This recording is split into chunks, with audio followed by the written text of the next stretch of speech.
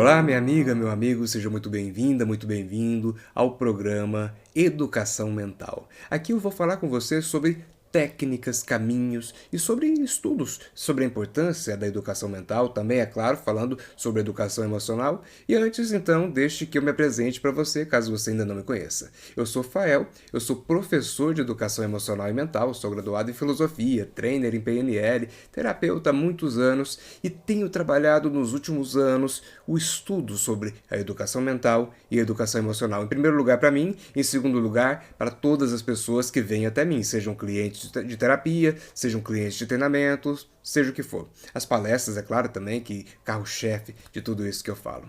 Esse programa é uma maneira de apresentar para você um pouco desse estudo, é uma maneira de contribuir com a sociedade, ao mesmo tempo que também é uma maneira de divulgar meu trabalho para que vocês possam conhecer o que eu faço e até mesmo se interessarem em fazer o mesmo, porque o mundo precisa de pessoas que impulsionem a educação mental, a educação emocional, que estejam contribuindo aí para o bem-estar da nossa sociedade.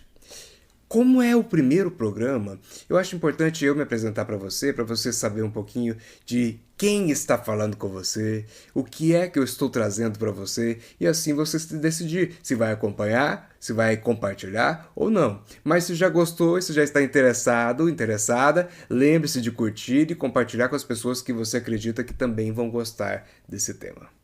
Vamos lá, deixe que eu me apresente para você. Meu nome é Deine Rafael dos Santos, mas eu tenho utilizado profissionalmente o nome Fael.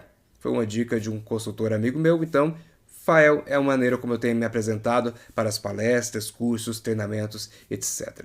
Eu estou hoje com 38 anos e durante a minha vida eu falo que eu vivi várias fases, eu falo que eu vivi várias vidas dentro dessa vida. Por exemplo, aos 15 anos eu fui para o seminário, eu fui estudar para ser padre, fiquei lá 4 anos, entrei lá em 2002 e saí no final de 2005. Foi um processo maravilhoso que me ajudou a formar o meu caráter, a definir quem eu sou. E ao mesmo tempo foi onde muitas mudanças foram acontecendo na minha mente, entre elas o início desse processo do estudo da mente, da compreensão da importância do cuidado com o pensamento, com aquilo que a gente alimenta e como isso se manifesta na nossa vida. Mas principalmente isso começou a mudar em 2008. Em 2008 eu queria fazer psicologia, eu sou graduado em filosofia e eu queria fazer psicologia. Então eu comecei a ler algumas obras de Freud. Eu pensei assim, a minha leitura é lenta, eu costumo ler devagar, então eu vou começar a ler aqui algumas obras de Freud para poder ir adiantando o processo. E a primeira que eu comecei a ler foi Ensaios sobre a Histeria, e lá falava muito sobre hipnose. E eu lembrei dos programas de televisão, principalmente da década de 90, em que os hipnólogos iam na televisão, o Fábio Puentes, né, chegava lá bem dormido, e colocava a pessoa para dormir, e eu achava que tinha algum nervo, alguma coisa que ele apertava ali no pescoço da pessoa que fazia a pessoa dormir.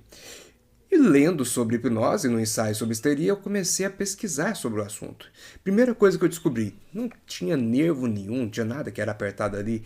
E segunda coisa que eu descobri é que qualquer pessoa poderia aprender a hipnotizar. Qualquer pessoa poderia pegar essas técnicas, praticar e aprender. E assim eu fiz, eu comecei a procurar livros e encontrei o livro O Hipnotismo, do Carl Weisman. Encontrei por acaso numa livraria que normalmente nem vendia livros usados e lá tinha esse livro usado. E comecei a ler e a partir dali eu fui aprendendo, comecei a praticar, até porque eu tinha um local perfeito para treinar. Eu era professor de ensino médio. E aluno de ensino médio sempre gosta de experimentar algo novo, de alguma brincadeira. Não sendo o conteúdo da aula, o aluno adora. E ali eu comecei a treinar.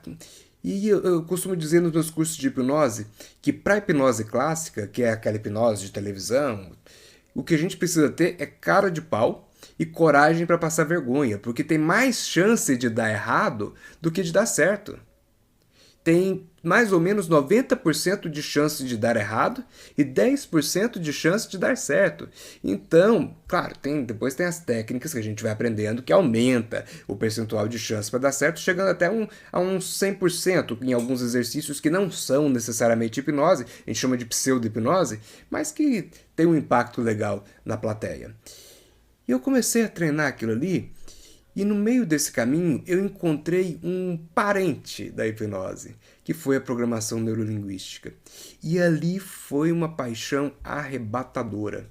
Eu comecei a ler sobre a programação neurolinguística e como ela ajudava a pessoa a se desenvolver. Eu falo que eu inaugurei a minha autoestima aos 22 anos, que foi quando eu comecei a estudar PNL. A partir das técnicas da PNL, eu fui gerando em mim uma autoestima que eu não tinha. Eu fui gerando em mim um amor próprio, uma confiança que antes eu não tinha. E também fui descobrindo o poder que ela tem para ajudar as pessoas, para desenvolver o emocional das pessoas, para desenvolver o mental das pessoas. Afinal, é uma programação neurolinguística, é uma programação da mente através da linguagem.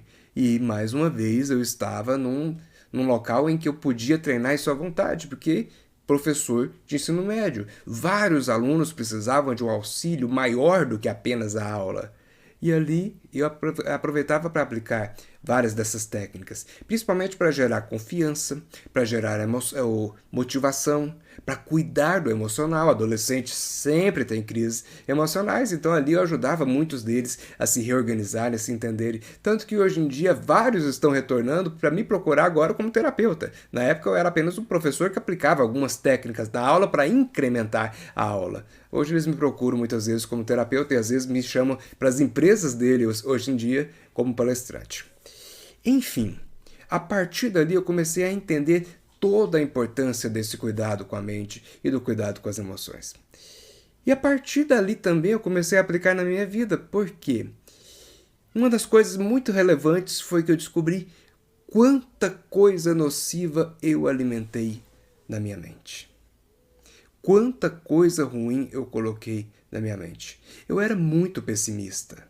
Eu era extremamente vitimista.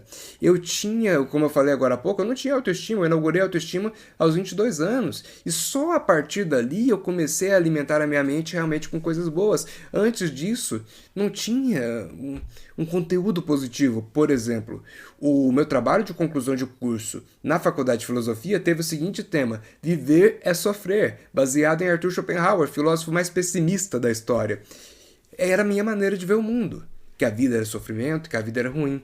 Quando eu conheci a programação neurolinguística, eu ainda continuei acreditando que a vida tem muito sofrimento, só que agora eu vi um caminho para sair do sofrimento.